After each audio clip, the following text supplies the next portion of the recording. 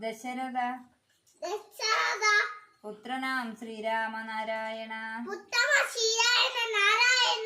ആനന്ദത്തോടങ്ങനുജന്മാരും താനും വാനോർപുരയിൽ വളരും കാലം ദീനതയോടൊരു മാമുനീതൻ ചൊല്ലാൻ പോയൊരു ശ്രീരാമനാരായണ ഇഷ്ടത്തിൽ മാമുനി തൻ ചൊല്ലാൻ പോകുമ്പോൾ ദുഷ്ടസ്ത്രീ താടക തന്നെ കൊന്നു മുട്ടിക്കിടന്നൊര യാഗത്തെ രക്ഷിച്ചു ചട്ടറ്റ ശ്രീരാമനാരായണ ഈടുറ്റ കല്ലാമഹല്യയ്ക്കു മോക്ഷവും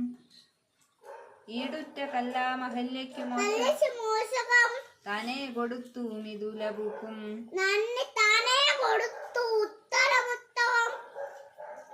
കേടുറ്റ വില്ലു മുറിച്ചു കല്യാണവും ഘോഷിച്ചു ശ്രീരാമനാരായണ ഉൽക്കനിവോടങ്ങ് അയോധ്യയ്ക്ക് പോകുമ്പോൾ തക്കത്തിലെത്തി പരശുരാമൻ തൃക്കൈയിൽ തന്നൊരു വില്ലും ശരങ്ങളും കൈകൊണ്ടു ശ്രീരാമനാരായണ ഊഴിയെ പാലിപ്പാനായ അഭിഷേകവും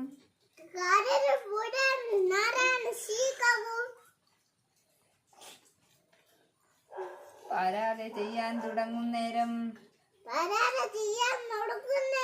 മാതൃവാചകം കേട്ടു വനത്തിനു പോയൊരു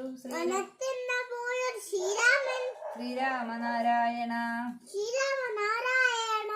എന്മൂലം എൻ മക്കൾ പോയി വനത്തിൽ എന്നു നനച്ചു മരിച്ചച്ഛന്റെ കർമ്മങ്ങളെല്ലാം